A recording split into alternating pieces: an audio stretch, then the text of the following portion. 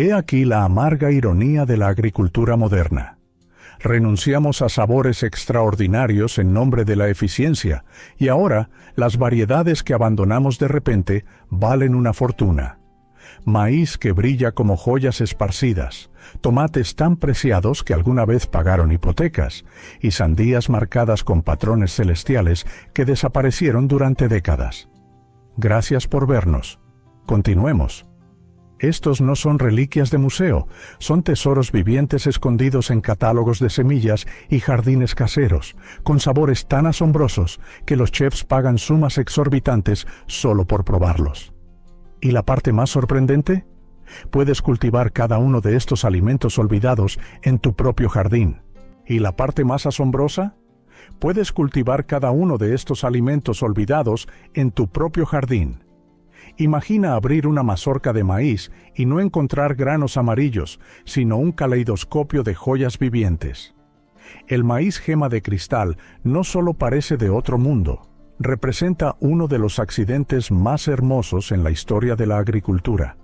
Esta asombrosa variedad surgió de la pasión de Carl Barnes, un agricultor de Oklahoma que exploraba su herencia cherokee en la década de 1980.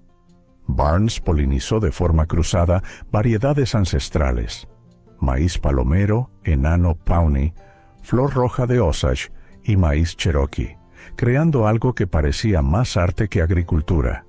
Cada mazorca, el elote mismo, despliega un patrón de arcoíris único con granos translúcidos en tonos lila, esmeralda, ámbar y rojo rubí. Cuando una sola fotografía del maíz gema de cristal se hizo viral en el año 2012, se convirtió en el emblema del renacimiento de las semillas ancestrales.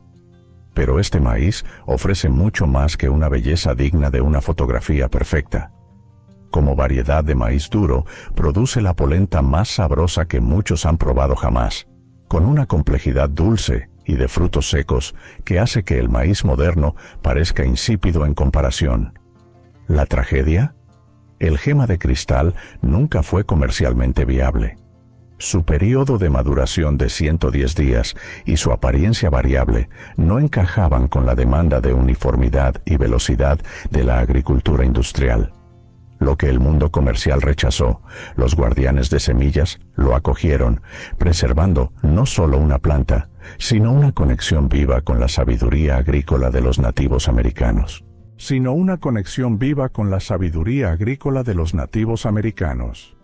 Mientras el maíz gema de cristal deslumbraba con su belleza, nuestra siguiente variedad triunfó a través de un puro genio económico. Durante la Gran Depresión, cuando la esperanza era tan escasa como el dinero, el dueño sin estudios de un taller de reparación de radiadores en Virginia Occidental logró algo que parecía imposible. Marshall Cletus Biles creó un tomate tan extraordinario que literalmente pagó su hipoteca. Trabajando solo con su determinación y una jeringa de oído para bebés para la polinización manual, Charlie, el del radiador, pasó 6 años cruzando 4 variedades diferentes de tomate. El resultado fue un coloso tipo beefsteak, tomates masivos de hasta 4 libras cada uno, con una pulpa dulce y de baja acidez que ofrecía lo que la gente llama el auténtico sabor a tomate. Biles vendía sus plántulas por $1 cada una, un precio premium durante la depresión, y los clientes viajaban cientos de millas para comprarlas. En solo 6 años ganó lo suficiente para pagar su hipoteca de $6,000, dando a la variedad su legendario nombre. Pero los tomates salvahipotecas desaparecieron cuando la agricultura industrial favoreció a los híbridos que se transportaban bien por encima de las variedades con un sabor excepcional. Estos gigantes eran demasiado delicados, demasiado irregulares y tardaban mucho en madurar para la producción comercial. Lo que una vez fue rentable se extinguió hasta que guardianes de semillas dedicados los trajeron de vuelta. ¿La ironía actual? Restaurantes y mercados de agricultores cobran precios premium por las mismas características que hicieron a los salvahipotecas comercialmente inviables, lo que hizo que las mortgage lifters fueran comercialmente inviables. Algunas desapariciones en la agricultura rozan lo mágico. La sandía Luna y Estrellas, con su corteza verde oscuro salpicada de brillantes lunas amarillas y diminutas estrellas, se desvaneció tan por completo que parecía un cuento de hadas para jardineros. Introducida por primera vez en 1926 como Sol, Luna y Estrellas, esta belleza celestial fue borrándose gradualmente de los catálogos a medida que las variedades híbridas ganaban terreno. Para la década de 1970 se había convertido en una historia de fantasmas, susurrada por los más veteranos que recordaban su pulpa intensamente dulce y floral, que hacía que las sandías modernas supieran a agua. Fue entonces cuando ocurrió el extraordinario redescubrimiento. En la década de 1980, Merle Van Doren recorría las carreteras secundarias de Missouri cuando divisó algo imposible: un campo de sandías que parecían haber sido pintadas con estrellas. Encontró a un único agricultor que todavía cultivaba la variedad a partir de semillas transmitidas de generación en generación. Van Doren llevó esas preciadas semillas al Seed Savers Exchange en 1987, rescatando literalmente a la luna y estrellas de la extinción. La variedad que se había perdido para la agricultura comercial renació gracias a la dedicación de los guardianes de semillas ancestrales. Renació gracias a la entrega de los guardianes de semillas ancestrales. El dramático rescate de la sandía, Luna y Estrellas, demuestra que las variedades perdidas pueden regresar, pero algunas hortalizas forjaron la historia misma. Mientras otras hortalizas caen en el olvido, el nabo de corona morada guarda un secreto. Ayudó a crear el mundo moderno, para luego ver cómo ese mismo mundo olvidaba su papel crucial. Esta humilde raíz, con su distintiva corona violeta y su base de un blanco puro, llegó desde Francia en 1835 y se convirtió en el cimiento de la agricultura estadounidense. Pero los nabos ya habían transformado la civilización de maneras que la mayoría de la gente nunca imaginó. En la Inglaterra del siglo XVIII, la rotación de cultivos de 4 campos de Turnip Townshend, que incluían nabos como forraje de invierno para el ganado, desencadenó la revolución agrícola que alimentó a poblaciones en crecimiento e impulsó la revolución industrial. La variedad de corona morada ofrecía todo lo que una nación en expansión necesitaba: nutrición fiable, capacidad de almacenamiento y un doble valor como alimento, tanto para humanos como para animales. Su complejo sabor picante en crudo se transformaba en una sutil dulzura al cocinarse, mientras que sus hojas aportaban vitaminas esenciales. Entonces llegó el gran olvido. A medida que las patatas ganaban popularidad y los nabos se asociaban con la pobreza y el pienso para animales, esta hortaliza que cambió el mundo perdió su estatus como comida humana. Lo que una vez sostuvo imperios se convirtió en una reliquia de tiempos más duros. Aquello que una vez sustentó imperios se convirtió en una reliquia de tiempos más duros. En lo profundo del legado de la nación Cherokee fluye un secreto que la agricultura industrial casi borró para siempre. El tomate morado Cherokee, con su misteriosa piel pardo púrpura y su pulpa oscura como el vino, representa algo invaluable: la sabiduría agrícola indígena, transmitida de generación en generación. Esta extraordinaria variedad desafía todo lo que la agricultura moderna enseña sobre los tomates. En lugar de esferas rojas y perfectas, los Cherokee morados exhiben una coloración compleja que abarca desde el púrpura intenso hasta el pardo cobrizo. Su forma irregular y acostillada jamás cumpliría con los estándares comerciales. Sin embargo, basta un bocado para experimentar lo que muchos consideran el sabor a tomate más exquisito jamás desarrollado: dulce, intenso, ahumado y complejo. Con un equilibrio perfecto entre dulzura y acidez, el viaje del Cherokee morado hasta el borde de la extinción refleja una tragedia mucho mayor. A medida que la agricultura industrial estandarizó la apariencia y priorizó la resistencia para el transporte, variedades como esta, cultivadas por la pureza de su sabor por encima de la viabilidad comercial, desaparecieron de los cultivos mayoritarios. Pero las redes de guardianes de semillas preservaron este tesoro. Los tomates morados se convirtieron en el símbolo de algo mucho más grande: la importancia del saber agrícola indígena y el potencial de sabor que existe cuando se cultiva por el gusto y no por el producto, en lugar del mero beneficio. Desde la sabiduría indígena del Cherokee Purple, cruzamos un océano para descubrir la innovación europea en su máxima expresión. De las sofisticadas granjas de los Países Bajos del siglo XVII, surge una hortaliza tan hermosa que parece casi demasiado artística para ser comida. Los frijoles lengua de dragón, con sus vainas color crema veteadas de un púrpura intenso, representan la cúspide del arte hortícola europeo. Estos extraordinarios frijoles surgieron durante la Edad de Oro holandesa, cuando la innovación botánica floreció junto al comercio y el arte. Sus vainas planas y sin hebras alcanzan de 6 a 7 pulgadas de largo, exhibiendo dramáticas vetas púrpuras que las transforman en pinceladas vivientes. Pero aquí es donde reside la magia. Esas deslumbrantes marcas púrpuras se desvanecen en el instante en que se cocinan, revelando unos frijoles tiernos con un sabor excepcionalmente dulce y anuesado. Los frijoles lengua de dragón llegaron a América a principios del 1800 y ganaron popularidad tanto por sus fines ornamentales como culinarios. Los jardineros victorianos los apreciaban por su doble naturaleza: lo suficientemente hermosos para los parterres de flores y lo bastante deliciosos para las mesas más distinguidas. Entonces llegó la gran estandarización.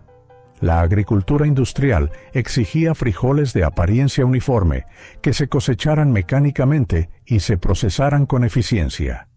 Los frijoles lengua de dragón, con su apariencia artística y su sabor artesanal, se convirtieron en víctimas de la eficiencia. Cayeron como víctimas de la eficiencia. En lo alto de los Andes, donde el aire escasea y el suelo es volcánico, los incas cultivaron algo extraordinario: un pimiento que sabía a sol con un toque picante. Con su piel brillante, amarilla y arrugada, el ají limón ofrece un sabor tan vívido que desafía toda expectativa. Cultivado por primera vez alrededor del año 400 a.C. en las laderas montañosas de Perú, este chile ancestral produce pequeñas vainas cónicas que combinan notas cítricas intensas con un picor limpio y moderado. Cada bocado libera ráfagas de aroma a limonado y floral, convirtiéndolo en un pilar de la auténtica cocina peruana, especialmente del ceviche. Cuando los conquistadores españoles diseminaron los cultivos del Nuevo Mundo por Europa, seleccionaron pimientos que se ajustaban al gusto y a la demanda comercial europea. Variedades aromáticas y complejas como el ají limón fueron relegadas en favor de opciones más familiares y suaves. Siglos después, la agricultura industrial siguió la misma lógica. Redujo el mercado mundial de pimientos a unos pocos tipos estandarizados, dejando atrás la biodiversidad moldeada por generaciones de agricultores indígenas. Hoy, mientras chefs y cultivadores redescubren las variedades tradicionales, el ají limón está resurgiendo, no solo por su sabor, sino como un recordatorio de cuánto se perdió y cuánto queda aún por redescubrir. En ocasiones, preservar una herencia requiere cruzar continentes. En 1873, un grupo de inmigrantes menonitas que huían de la persecución en Ucrania transportaba algo más valioso que el oro: semillas de trigo rojo de Turquía que transformarían para siempre las grandes llanuras americanas. Esta variedad de trigo, alta y resistente, poseía algo que la agricultura moderna ha perdido en gran medida: la capacidad de prosperar en condiciones adversas, ofreciendo al mismo tiempo un sabor excepcional. El rojo de Turquía alcanzaba de 4 a 5 pies de altura, con sistemas radiculares extensos capaces de acceder a la humedad profunda del suelo. Al molerse en fresco, producía una harina con complejas notas de alcarabea y canela, creando un pan con un carácter que el trigo moderno no puede igualar. Para el año 1900, prácticamente los 5 millones de acres de trigo de Kansas eran de la variedad rojo de Turquía. Esta única variedad forjó la reputación de América como el granero del mundo, alimentando ciudades en crecimiento y estableciendo un dominio en la exportación agrícola. Entonces llegó la gran modernización.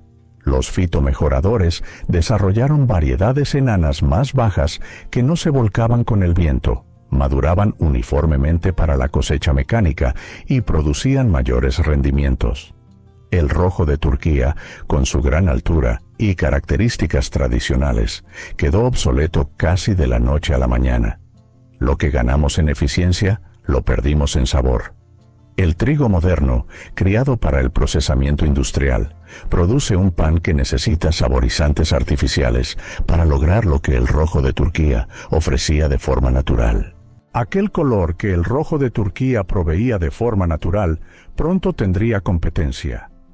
En el año 1902, cuando la compañía de semillas Burpee presentó la berenjena belleza negra, crearon lo que se convertiría en el estándar americano durante décadas. Esta belleza brillante, de un púrpura profundo, representaba el pináculo de la sofisticación en la jardinería victoriana, una hortaliza tan elegante como deliciosa. La belleza negra exhibía la clásica forma de lágrima con una piel lustrosa, casi un espejo que reflejaba la luz como obsidiana pulida. Cada planta produce de 4 a 6 frutos sustanciosos, de 1 a 2 libras de peso, con una pulpa cremosa que se cocina a la perfección, sin el amargor habitual de las variedades modernas. Durante gran parte del siglo XX, la belleza negra reinó de forma suprema en los huertos americanos. Su textura superior, menos acuosa y más consistente que las variedades comerciales actuales, la convirtió en la opción predilecta para todo, desde el melanzane italiano hasta el baba ganoush de Oriente Medio. La caída de esta variedad llegó con las prioridades ya conocidas de la agricultura industrial: mayores rendimientos, tamaño uniforme y una vida útil prolongada. Las variedades híbridas, que producían más frutos por planta y duraban más tiempo en los envíos, desplazaron gradualmente a la belleza negra, a pesar de sus cualidades gastronómicas superiores. Nuestro viaje por los sabores perdidos culmina con una de las sorpresas más fascinantes de todas: un pepino que parece un limón, pero que sabe al verano capturado en una esfera. Los pepinos limón surgieron durante el renacimiento de la jardinería de la era victoriana, en la década de 1890, una época en que los jardineros aficionados buscaban variedades tan hermosas como útiles. Estos frutos, del tamaño de una pelota de tenis, con su piel de un amarillo brillante y su forma redonda, se convirtieron rápidamente en los favoritos de quienes valoraban la novedad y el encanto en el jardín. Pero su atractivo no era solo visual. A diferencia de los pepinos verdes estándar, los pepinos limón tienen una pulpa crujiente y dulce, sin amargor, y una piel tierna que nunca necesita pelarse. Su forma compacta los hace perfectos para encurtir, rellenar o incluso comerlos enteros, como una pieza de fruta. Su desaparición dice más del sistema alimentario que de la planta misma.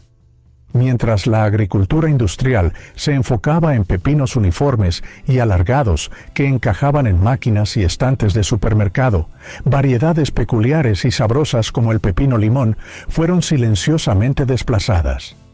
La historia de estos alimentos olvidados no es sobre extinción, es sobre sacrificios.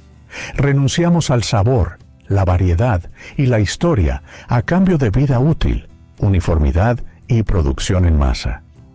Pero esos sabores nunca desaparecieron del todo. Han estado esperando en catálogos de semillas, huertos traseros e intercambios comunitarios, mantenidos con vida por cultivadores que se negaron a dejarlos desvanecer. Cultivar estas cosechas no es solo nostalgia, es reclamar la diversidad, el gusto y el control sobre lo que comemos. Si te ha gustado este recorrido, dale like, suscríbete y activa las notificaciones. Aún quedan muchas historias increíbles de la naturaleza por descubrir.